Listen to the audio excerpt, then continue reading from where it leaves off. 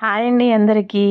ఇదొచ్చేసి ఒక 10 రోజుల కిందట వీడియో అండి. 10 రోజుల కిందట నిమ్మకాయ పచ్చడైతే పెట్టాననమాట. ఈ మధ్యలో పండగొచ్చిందా, ఆ పండగ మోజులో పడి పచ్చడి గురించయితే మర్చిపోయాననమాట. 10 రోజుల కిందట 10 రోజుల కిందటైతే ఒక కేజీ నిమ్మకాయలైతే తీసుకొచ్చి పచ్చడి కిందైతే పెట్టేశానండి. ప్రాసెస్ అయితే సింపుల్‌గానే ఉంటది. నిమ్మకాయ పచ్చడికి పెద్దగా కొలతలు అవి నేనైతే ఈ నిమ్మకాయ పచ్చడనే కాదండి, ఏ పచ్చడికి పెద్ద కొలతలు పట్టించుకోననమాట. ఏంటంటే ఒక్కొక్కరు ఎక్కువ తింటుంటారు, ఒక్కొక్కరు తక్కువ తింటుంటారు కాబట్టి ఎవరికి టేస్ట్‌కి తగ్గట్టు వాళ్ళకి ఉప్పు, కారాలు కొంచెం అడ్జస్ట్‌మెంట్ ఉంటాయి. సో, నేనైతే ఇప్పుడు ఒక 15 నిమ్మకాయలైతే ముక్కల కింద కట్ చేసేసాను. ఒక 10 నిమ్మకాయలైతే జ్యూస్ చేసేసాననమాట. రసం తీసాను. ఆ ముక్కల్లోకి అది తీసిన రసాన్నయితే వడగట్టేసుకున్నాననమాట. విత్తనాలు పడితే మళ్ళీ చేదొచ్చే ఛాన్స్ ఉంటది కాబట్టి ఇట్లా వడగట్టుకోవడం బెటరు. దాంట్లోకి సరిపడా ఉప్పు అంటే నేను ఒక పావు కప్పు వేశాను. మళ్ళీ ఒకవేళ తక్కువైతే మనం మూడో రోజు అట్లా చూసుకుంటాం కదా, అప్పుడు వేసుకోవచ్చు అన్నట్టు. సరిపడా పసుపు కూడా వేసేసి ఒకసారి బాగా మిక్స్ చేసేసి ఒక ఎయిట్ ఎయిట్ బాక్స్లోకి అంటే ప్లాస్టిక్ దాంట్లోకి పెట్టాను నేను.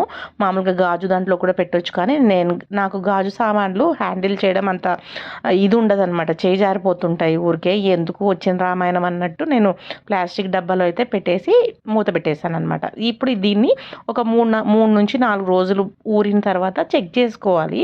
ఆ లోపల పండగ వచ్చిందా, నేను ఊరికే పైన మూత తీసి చూశాను కానీ ఎలా ఉంది ఏంటి అనేది స్పూన్ పెట్టి చూడలేదన్నమాట. ఎందుకంటే మళ్ళీ ఇంత కష్టపడి చేసుకున్న పచ్చడు బూజొచ్చేసేస్తే పడేయాలి.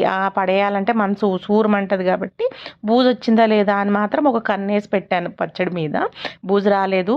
ఇంక నిన్నైతే పచ్చడైతే పెట్టేశాననమాట. ఏం లేదండి, దీంట్లోకి మెంతి పౌడరు, కారం కలుపుకోవడమే.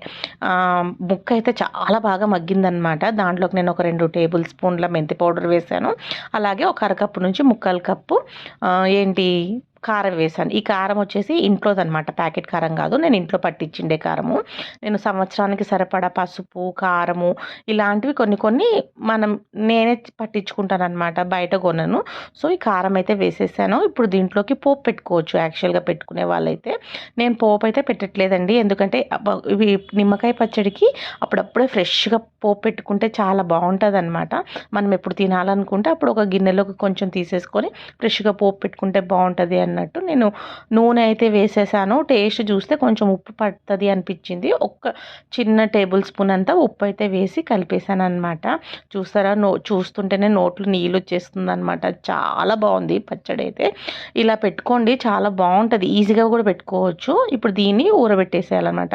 ఒక వారం పక్కకు పెట్టినామంటే నిమ్మకాయ పచ్చడి అయితే రెడీ. ఎప్పుడు కావాలంటే అప్పుడు పోపు పెట్టేసుకొని వేడి వేడి అన్నంలో నెయ్యి వేసుకొని తింటే స్వర్గమే.